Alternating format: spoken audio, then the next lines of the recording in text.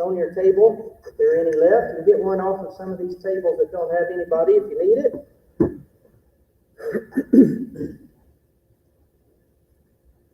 In one of the previous congregations that I worked with, one of our members was transferred to another community, and before he left, he wanted to donate something significant to the church. And since he was from a country originally where Christians are persecuted, he gave the church an incredible portrait depicting Jesus. But it wasn't a painting so much as it was,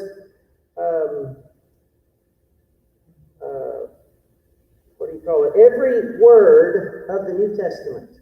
You ever seen those? Okay, so the picture was every word, starting at Matthew 1:1 and going all the way to Revelation, 21, 22, and the last verse. So it was just shading and all of that, but it was a picture of Jesus. And it stood like 6 feet tall, about 4 feet wide. It took 2 years to complete. It was done by hand. And it was it was beautiful. Surrounding Jesus were 27 angels, representing how many books are in the New Testament. And we were grateful for the gift, but we struggled, well, where do you put something like that?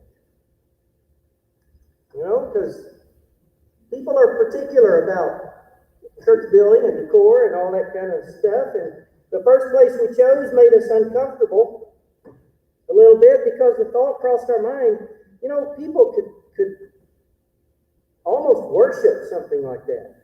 You know, it becomes an icon. That's the way some people think.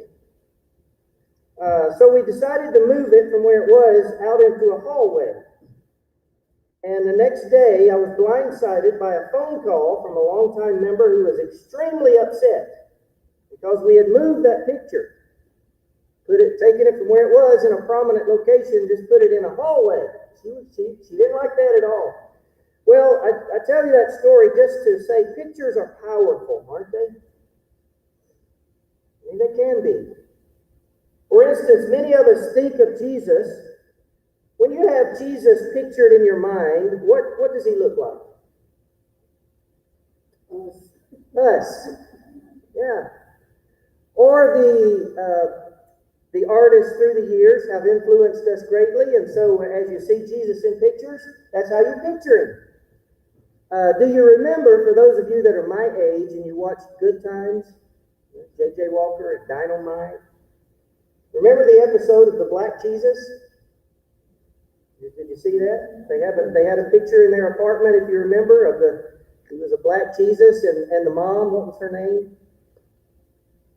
I don't remember. Anyway, she quoted the passage or maybe it was the little brother.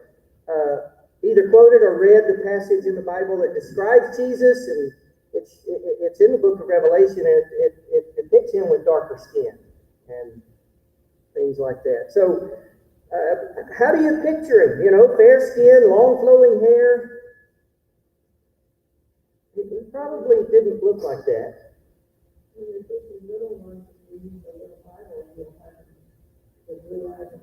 Right, that's right. And I grew up in Churches of Christ, and my teachers had flannel breath. And Jesus was always depicted a certain way. And of course, I have that image in my mind. But he probably looked more like what we see on the TV news these days, of someone in the Middle East, than we think. I'm not sure that he had beautiful flowing hair that looked, you know, those pictures look like he goes to the beauty salon about once a week. I'm not sure his hair was quite that coiffed. Is that the right word? Okay. So I have some images in my mind. I went on a mission trip to Mexico City several years back. And as a part of our attempt to understand the culture, we visited various churches in the area. One day, we were just walking along, and we went into this great big church. It was unlocked, so we went in and explored, and we walked toward the front, there was a huge statue of the Virgin of Guadalupe. You know that statue. Even if you don't know that title, you know the statue. Just about any painting where you see Mary and Jesus as a baby down, Mary was like, 12, 14 feet tall. And it struck me that Jesus was only like this high. Because he's a baby, of course, but still, in my mind, Jesus would be huge, and anybody else would fall in second nature. But that's not the way they had it depicted. It was just awe-striking as you stared in kind of disbelief a little bit. We were amazed and grieved by all the attention given to the Virgin Mary throughout the churches that we went into. And early December every year, hundreds of thousands make pilgrimages to the Basilica in Mexico City to honor the Virgin Mary. Many of them crawl on their hands and knees the whole way, wherever they're coming from. They are that committed, that dedicated, and showing humility and respect. And when we were there, we saw one gentleman who was climbing some very rough cement stairs on his knees, and there were literally blood stains he was leaving behind as he crawled up those stairs. Worshippers couldn't wait to get inside to kneel before this image of the Lady of Guadalupe. And it wasn't even a statue, it was an imprint on a cloak that they were trying to get in front of to bow down and worship. Now, I'm not a Catholic basher. Most of those churches were Catholic. I care deeply for those who are Catholic, but I have to say, Mary isn't our Redeemer. Who is our Redeemer? Jesus Christ. So we come to the second commandment. Exodus chapter 20, beginning with verse 4. Do not make idols that look like anything in the sky or on the earth or in the ocean under the earth. Do not bow down and worship idols. I am the Lord your God, and I demand all your love. If you reject me, I will punish your families for 3 or 4 generations. But if you love me and obey my laws, I will be kind to your families for thousands of generations. The second commandment. Here are some observations. First of all, this commandment does not forbid religious works of art. That's not what it is forbidding, right? I mean, after all, there are 2 golden cherubim carved into the cover of the Ark of the Covenant. So that's not what it is forbidding. There are also emblems, pictures on the veil that separates the most holy place from the rest of the temple. Well, it's not forbidding religious works of art. Nothing wrong with religious artwork unless what? Unless you start to worship it. For example, God commanded Moses to make a bronze serpent. Numbers chapter 21. Nothing wrong with that. God commanded it, and it was good for a while. But what happened later? 2 Kings 18 and verse 4. The people started to worship it. It became wrong. Not the work of art in itself, but when you begin to worship that art. The second commandment is similar to the first commandment. What was the first commandment? We covered 2 weeks ago. One God. One God. Thou shalt have no other gods before me. It's very similar to that. The first one The first word deals with whom we worship. Remember, the 10 Commandments literally are 10 words in Hebrew. There's 10 words. We break out that one word into multiple sentences in translation. The first word deals with whom we worship, and the second word, the second commandment, deals with how we worship Him. The first commandment has to do with worshiping the right God. The second commandment has to do with worshiping the right God in the right way. It is also one of the longest commandments, at least in English. It has a lot of translation to it. It is also the commandment that is repeated the most in the Bible. This one is repeated more than any of the other 9. And which one do you suppose is broken the most in Scripture? This one. God's people broke this commandment throughout their history. Even just a quick reading of almost any passage in the Old Testament, and you'll find it being broken. It is the battle between worshiping God properly and worshiping images of idols. It is the sin of idolatry, and it will eventually lead to Israel being exiled. Israel and Judah being exiled. And so a case could be made that idolatry is probably the most punished sin in Scripture. It is also the only commandment with both a punishment and a promise. We'll look at those two in just a moment. But let's review all 10. If you don't know them, grab one of those bookmarks that's on your table. Can anybody quote them from memory? Don't cheat. Have you memorized them yet? I challenged you to do that. I asked for volunteers on Facebook this week. I got crickets in return. Not even one comment.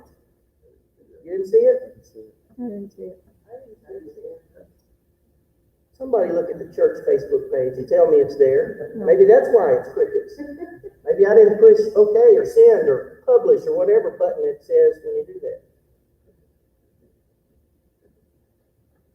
While you're looking, let's call them off. Number 1, one God. Number 2, no idols. Number 3, revere His name. Number 4, remember to rest. Number 5, honor your parents. Number 6, no murder. Number 7, no adultery. You're supposed to be saying these with me. You can speak, right? Number 8, no stealing. Number 9, no lying. Number 10, no coveting. I tried to put them in ways that are easily memorized. Also, I don't have a lot of space on that little bookmark, so that helped. 2 weeks ago, like we said, we learned that God doesn't want to be just important in your life. What does He want? The only thing. He wants to be everything in your life.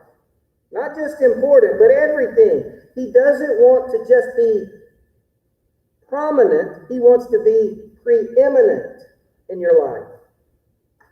So if He is not Lord of all, He is not your Lord at all. That was the phrase we repeated over and over studying that first one. So here are some things we'll look at. Number 1, there is a prohibition in this command. It is an unconditional prohibition. It's quite clear. Do not make idols that look like anything in the sky or on the earth or in the ocean under the earth, and do not bow down and worship those idols. That's the prohibition. That's what it is against. Of course, we learned it. Thou shalt not do what? Make any carved images. What does shalt not mean? Don't even start. Just don't do it. Plain and simple. don't do it. The words you and yourself, thou shalt not make any carved images for you or yourself. What does that mean?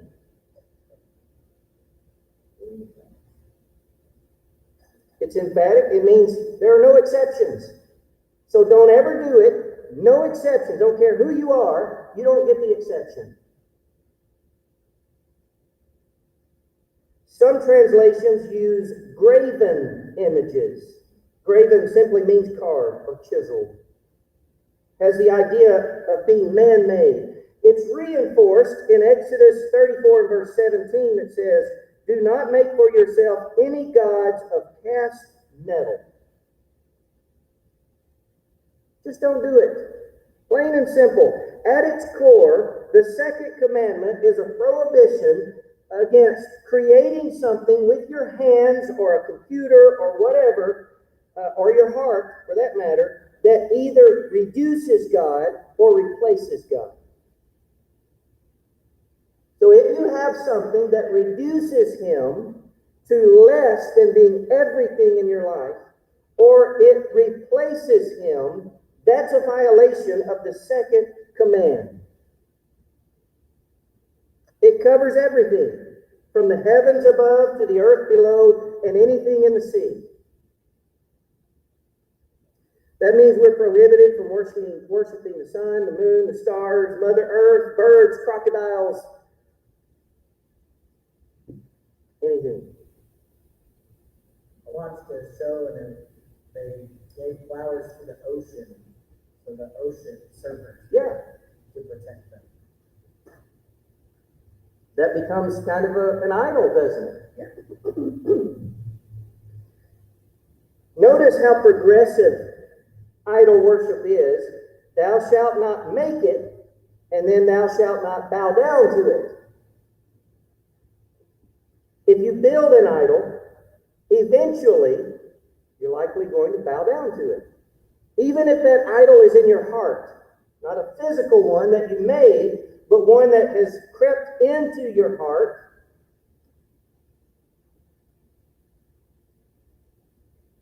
If you allow an idol in, eventually you're going to likely end up worshiping it. Now, the true God of Israel has no physical image because he is spirit. Deuteronomy chapter 4.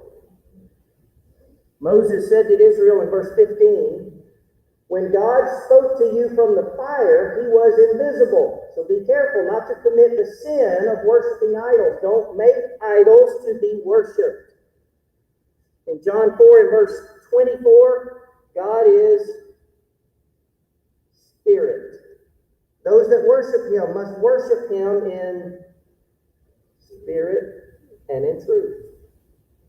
He is invisible. He can't be contained.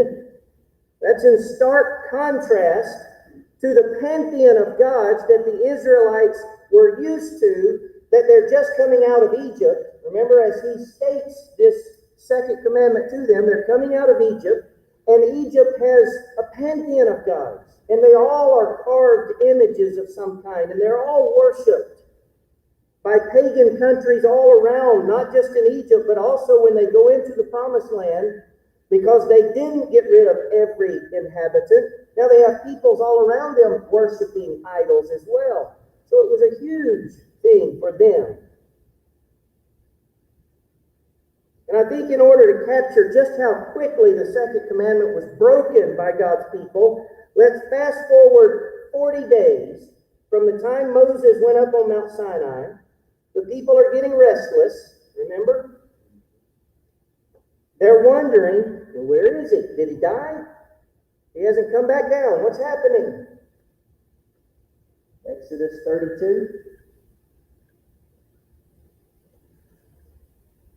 When the people saw that Moses was so long in coming down from the mountain, they gathered around Aaron and said, come, make us gods who will go before us. Think of the logic. Let's make a God who will go before us.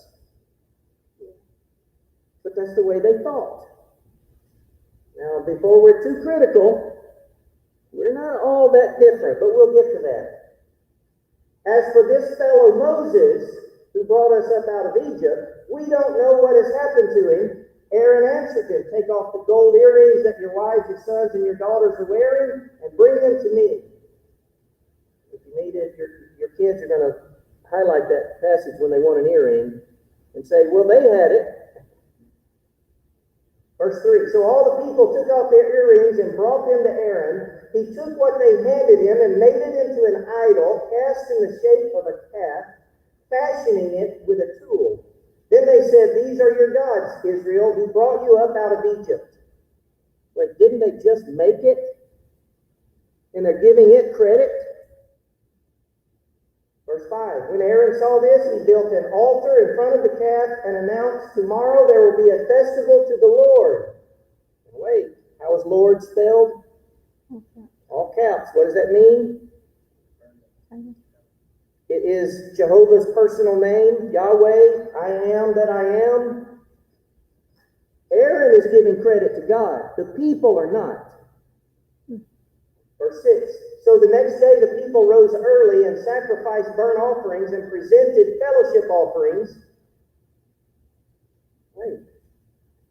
They're mixing worship of God with worship of idols and peoples all around them.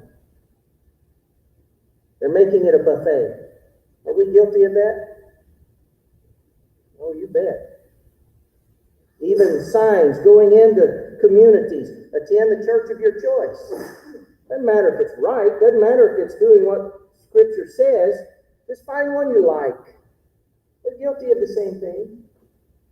And afterward they sat down to eat and drink and got up to indulge in revelry. By the way, that is not a good translation. We'll talk about that in a moment. What do you think of when you read that?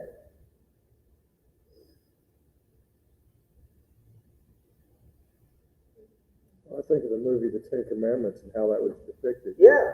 We think of what we have seen. Anybody else? What do you think of?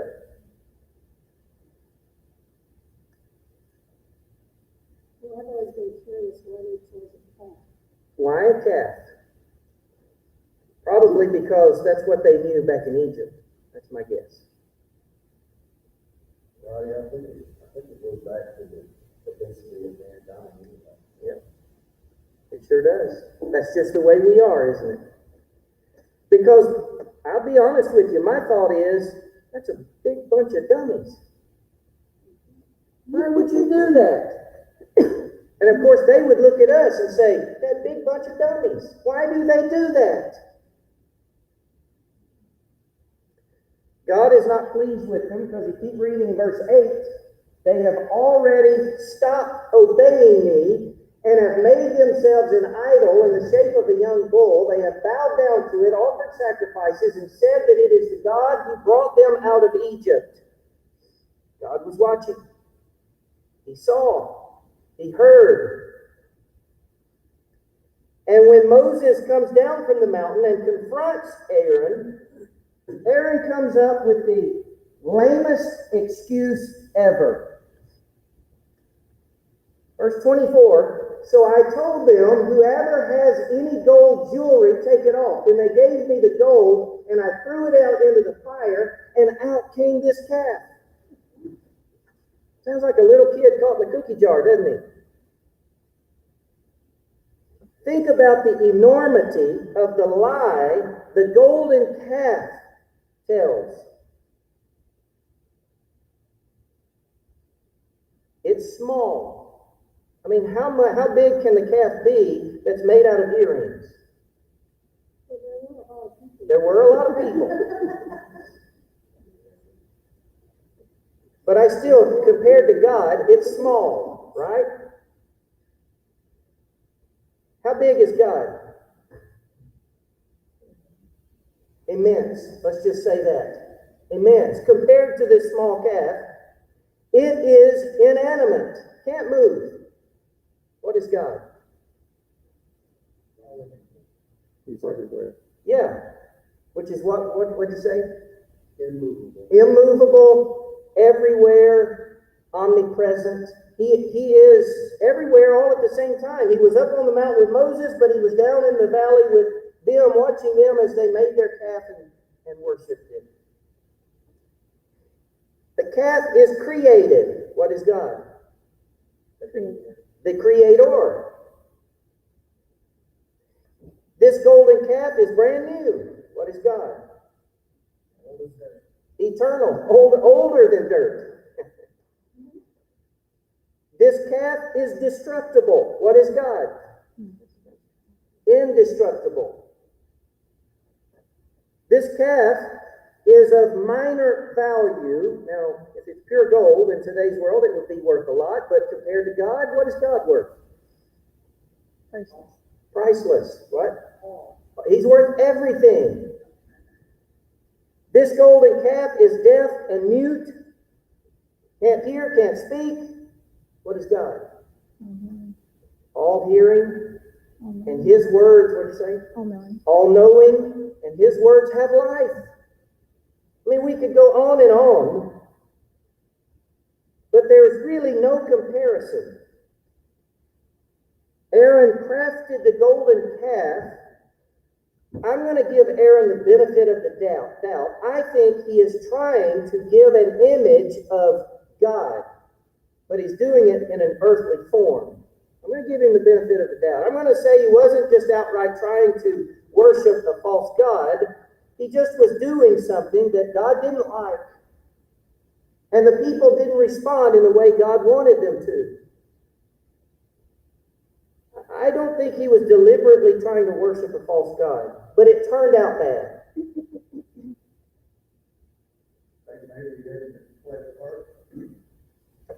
Yeah, sure he did.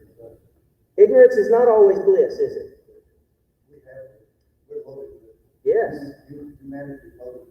Yes. Yeah, it seems like I have an extra dose sometimes. This idolatry led, when it says they engaged in revelry, what do you think that means? That's exactly right. Partying? Is that what he said? Well, he said orgy. No. Because that was how the peoples around them worshipped. They went into a temple to a goddess. It was fertility or whatever. And there was prostitution taking place right there, and that's how they worship. And that's the literal word, well, it's not up there now, but that's the word that they use, that is used. And some translations even say they rose up to play. Our translators are just trying to be nice, I think. Politically correct, perhaps, I don't know. Aaron's sin of idol worship had consequences. He did, yeah. And I don't know that he could stop it at this point. I think he was very afraid, yeah. He wasn't quite the leader Moses was. It became like a skeleton in their closet, and it would keep popping up over and over. Several hundred years later, Jeroboam would institute idol worship, and he would make a golden calf, only he would double the size of it.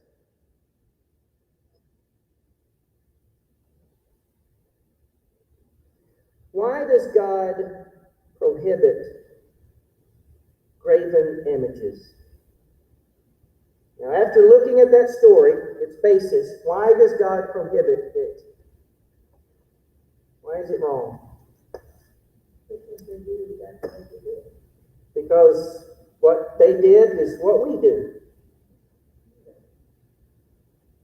Not only that, every picture that tries to capture God, what's it going to do? It's going to fail. It's going to fail in a huge way, right? There's no possible way you can capture God and give him justice or the credit he deserves. No image will capture God in his totality. If a friend came to you and said, I want to always remember you, so I'm putting a picture of a centipede up on my wall so I can remember you, how would you feel? Insulted. And how do you think God feels? Insulted. Nothing a human can create can ever match the immensity of our Creator. Images will always diminish, subtract, and put limits on a limitless God.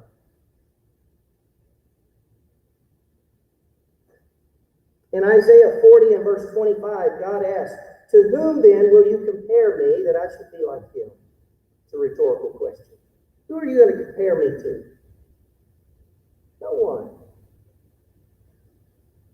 So the heart of the objection, the heart of the second commandment, the prohibition against pictures and images, is that they inevitably conceal most of who God is.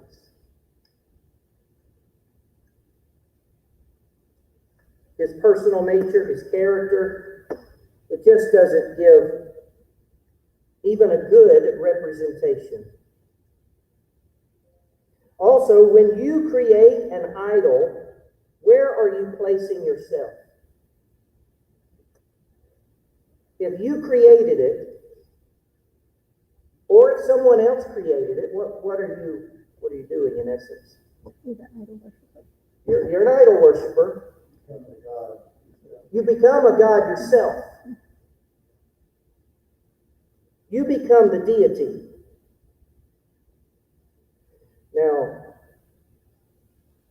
am I the only one that's ever gotten mad at God? Anybody else in here ever gotten mad at God? What are you doing when you get mad at God? What? Being the parent of God. Being the parent, is that what you said? Yeah. Being the parent of God. You're getting that thing because he messed You think up. you know better. You think you're smarter than God.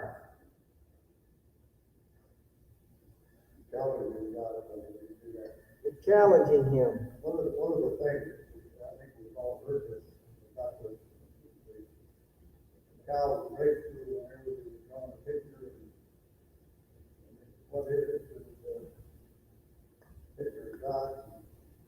And when nobody knows what God looks like, the cow says, when I get through, you know what he looks like. That's So right. I think that as people, human creation is somewhat like that. Like that we can, in mentally or physically or that same way we can. Yeah. When you get mad at God, you are creating a God in your own image.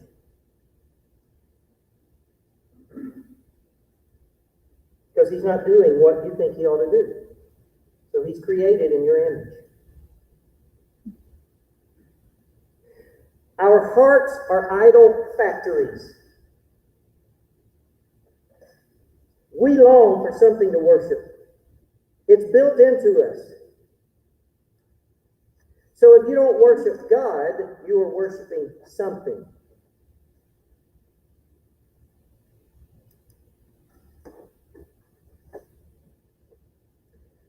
This command also forbids inadequate images of God in our mind, not just physical images. Our idols in today's world are not so much physical as they are mental. They're in our heart. They're more inside of us rather than on our shelf. Our struggle is with a mental image, not necessarily a man-made, carved image. Have you ever said, well, my God wouldn't do that?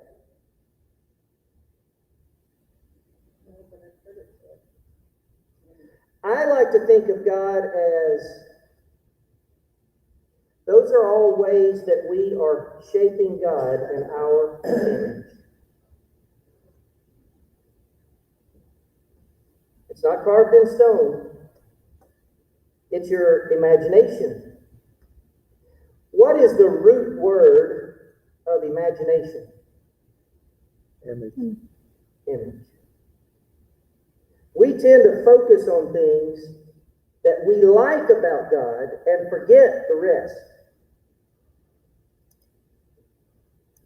So after clarifying the command, he gives an outright prohibition. What is it? It's two parts. What is it? Don't do it. And don't bow down. And it doesn't exclude anybody. It doesn't give any excuses.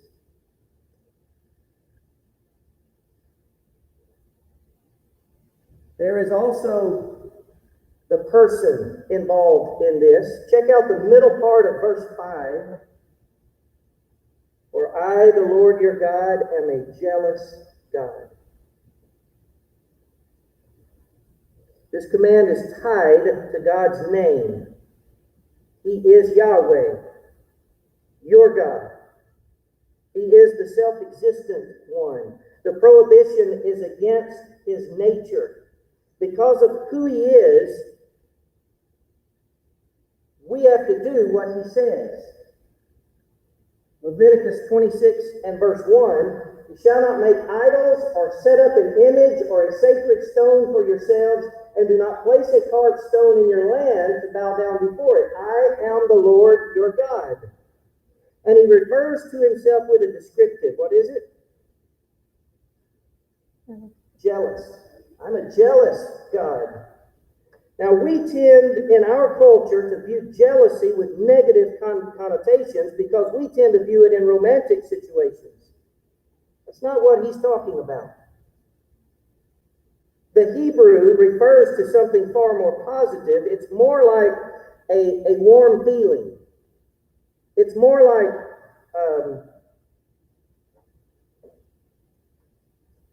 the only thing I can think of is that warm, fuzzy feeling that you get inside.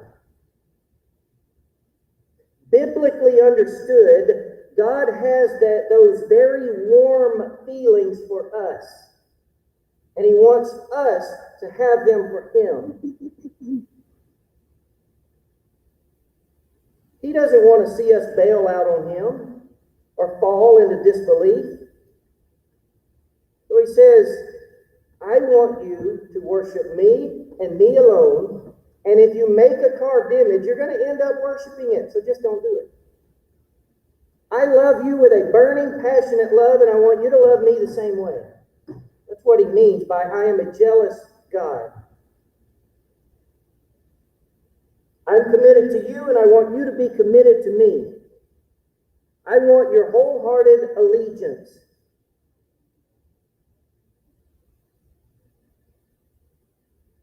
Exodus 34 and verse 14. I demand your complete loyalty. You must not worship any other God. Psalm 78. They angered him with their high places. They aroused his jealousy with their idols.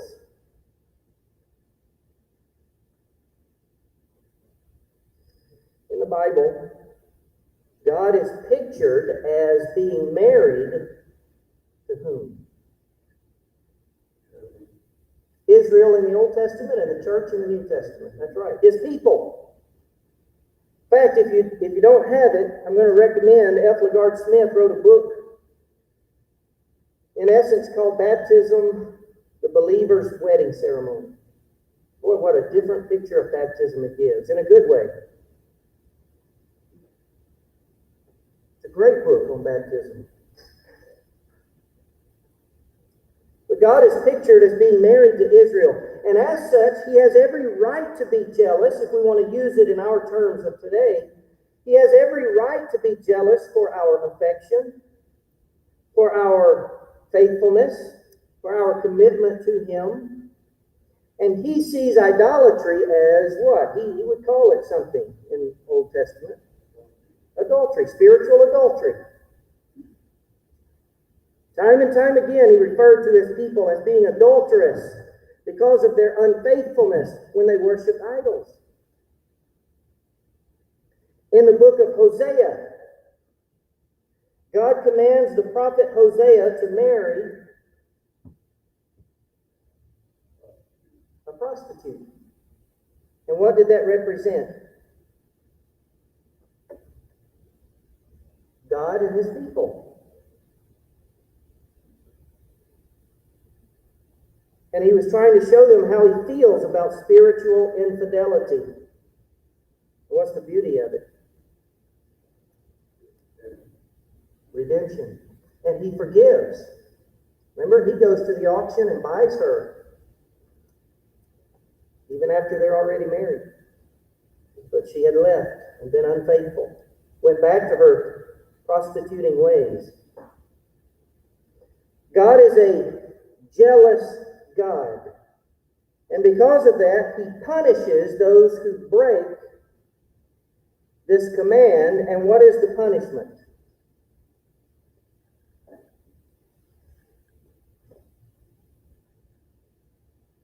It's a sobering truth. Found in the last part of verse 5. I will visit the iniquity of the fathers on the children to the third and fourth generation of those who hate me. What's the key phrase in there? Those who hate me. It is very strong. Is God really saying that he's punishing them because of what the parents did, or are they following what the parents did? Yes. The answer is yes to both. It is not yes. He warned them clearly. Roddy, what's your take on after the situation that happened on Mount Sinai, where they Aaron found make them go to catch? After that, there was maybe hundreds of thousands of people that were destroyed. Mm-hmm. That Aaron wasn't. What's your thought about why Aaron wasn't part of the ones that were flooded that he was participating? Just talk about that. Yeah, but the only thing I can say is God is the ultimate judge.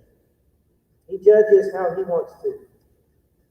But he was very clear with them. Now, obviously, he can see into the heart. Were some more guilty than others? No. Could have been the qualities that went and Aaron It could be that. It could be that Aaron had good intentions and didn't intend for it to end up this way, but it did. I just don't know. He had to live with knowing that all those people were destroyed. Yes, he had to live with it, didn't he? What a burden. Pardon? 3,000 people? It was a lot. I'd have to look to see the exact number. But he said, I will visit. That refers to searching out. I will search you, which kind of goes into what we were just talking about. He searched their hearts. And iniquity is a word that means twisted or perverted. So he will search out the twisted or perverted hearts, and he would punish them. This is one of the most frightening verses I know, because my unholiness can become contagious to my children and to my grandchildren. Now, I'm not going to say I've got all the answers. There are some passages that are hard to deal with. If you worship an idol, your kids and grandkids may end up paying the price. What I'm saying is, parents and grandparents, the decisions that you make right now affect your children. And I think this is kind of what he's alluding to here. When I was, very quickly, we've got about 1 minute left. I was in my studies in marriage and family therapy, and I remember sitting in class one day thinking, it's too late for my kids. I've already messed them up so bad, they don't stand a chance. Truth is, we all feel that way. Probably. What we do affects our third and fourth generations. even if he is not saying, which some people just can't buy, that he punishes the children for what the parents did. If you can't buy that, he is saying these decisions you're making now are going to affect the generations down the line. And they did. Both of those were true. Both ways of looking at it. After Aaron led the people into idolatry, we would later read Leviticus 10, verses 1 through 3. What were his sons' names? Nadab and Abihu. What did they do? Remember, they're popular for one thing. They've offered strange fire, their own fire, a different fire. Where do you think they learned that from? Their dad. Well, time is up. Next week we'll continue on with the third commandment. Get to know the 10. Did anybody look it up? Is it on the Facebook page? Did I post anything? Yes. Yeah, but it sounded like a rhetorical question.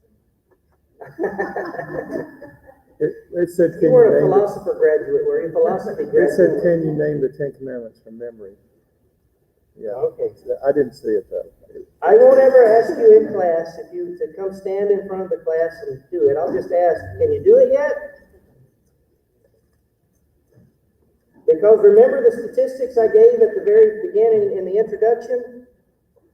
It was something like 60% can't do one of it. I would have to go back and look, but the great majority of Americans believe in the 10 Commandments, but like only less than 1 out of 10 can even name one. If you just ask somebody out on the street, name one of the 10 Commandments. They come up with lots of crazy stuff, but most of us can't even name one of them. All right, thank you for being here. We'll be dismissed. Take a break. You can gather in the auditorium for our worship service in about 15 minutes.